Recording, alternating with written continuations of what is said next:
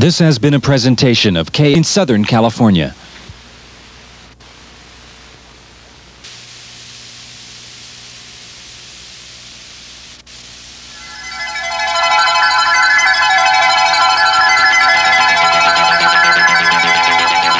The Dow continues its upward movement this Monday, August the 15th. The recession has seen a record shakeout in American business. Many business people have been forced to take at least temporary shelter under the U.S. bankruptcy laws. Many more have come close, but not quite gone over the edge. In this half hour, we'll be discussing the fine art of bankruptcy brinksmanship with David Jacobs. He's chairman of the management consulting firm of Jacobs and Company. Thank you very much, Bruce. When we come back, John Darren will be talking with David Jacobs, chairman of Jacobs and Company, on how companies can be rescued from the brink of bankruptcy.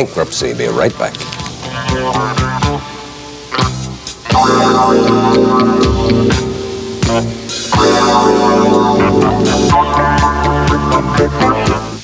Despite an apparent economic recovery, bankruptcies are at an all-time high and expected to increase in the next 12 to 18 months. David Jacobs is one of those who provide managerial and financial advice to bankrupt companies in hopes of making them profitable again. It's called turnaround management. It's a new concept, and we'll talk a little bit about how it works, but let's talk a little bit about the problem first. You gave me some figures that were startling. 527,811 bankruptcy petitions in just 1982, and as I indicated, it's going to go up in 83 and possibly 84? That's right. That's our expectation. The trend in bankruptcy petitions tends to lag the economic recovery.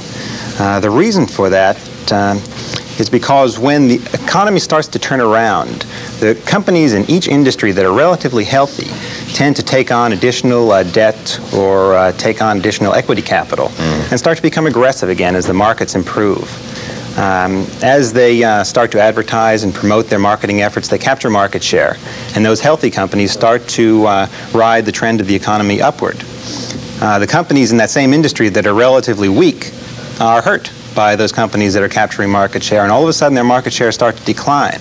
So although they were hanging on during the period of the recession, when the economy starts to recover, all of a sudden they have stronger competitors, and that's when a lot of them tend to hit the wall. So there could be some companies out there who have been looking for the light at the end of the tunnel, and it, in fact, might be a train coming from the other direction to this point. Very much so. If they're not being careful. Now, heretofore, when a company would file Chapter 11, they usually sought some legal protection. That was the conventional approach. What's the difference in your concept, the management turnaround concept? Well, many of our clients seek the legal protection as well, but that legal protection gives them a safe harbor from their creditors for a period of time during which they can reorganize, restructure their business, and start to have a positive cash flow from their company rather than a negative one which caused the filing in the first place. Some of our clients or companies that we work with are in Chapter 11 under the protection of the courts. Some of them are not. The procedures that we follow are very much the same to make the company a healthier generator of profits and cash flow as part of the reorganization. Now, a bigger company, and I cited the example earlier to you, like Wix Corporation, brings in a heavy chief executive or a staff of new executives like a Sandy Sigaloff in hopes of turning a company around. That's right. The companies you deal with, small and medium companies, aren't in a position to do that. Is that why the need has been created for a turnaround management consultancy, or however you would describe it? Well, I would change the term consultancy to some extent. We join the management team. In these smaller companies, as you say, they can't bring in the heavyweight, full-blown management team because the asset base isn't large enough. In something like a Wix or a Sambos, there's so much asset to capture the attention of the banks and the creditors and the management team that something like that, as they have structured it, can be done. In smaller companies, we don't have that level of interest, and people aren't willing to finance that sort of restructuring. So, when we take a look at a company that's, say, doing $10 to $30 million in sales, there are certain functions that they perform very well, the existing management team, and certain functions that they don't. Sometimes it's in the sales area. Almost always it's in the financial area. And we gear our resources to fill in the gaps that they have and join the management team. So many of these companies don't need a total restructuring, even though they may be in financial trouble. Just some, what, fine-tuning? Is that what you'd... Well, I would describe it as more than fine-tuning, but they need new direction. They need to be able to understand the financial dynamics of their company, what makes money, what doesn't make money, how to present that to their creditors, how to negotiate, to restructure their the contracts with major customers, the supplies from the vendors that they have, which affects their cost of goods sold, and they need to have that spirit and the executive guidance given back to the company. And that's what we try to provide for them. Is this something they should actually enter into before filing Chapter 11, preferably, if they can, if they have the foresight to see that they need that, or do you usually come in at the point when they're filing for bankruptcy? The earlier you catch them, the better chance you have of success. The success rate of companies that get into this stage is very low, particularly once they go into Chapter 11. I would estimate less than 1% of the companies that go into Chapter 11 successfully reorganize and come out as healthy companies.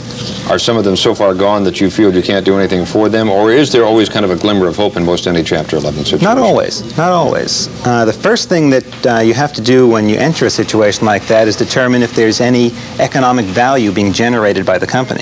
In some cases that we've entered, we've decided no.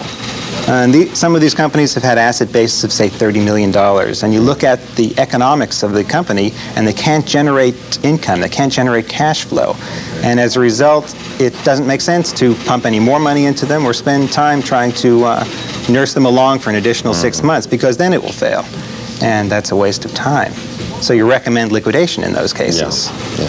If there is a chance for survival, a turnaround, what are some of the techniques you have to apply that a company might not apply themselves or see the need for? The first one is the financial analysis.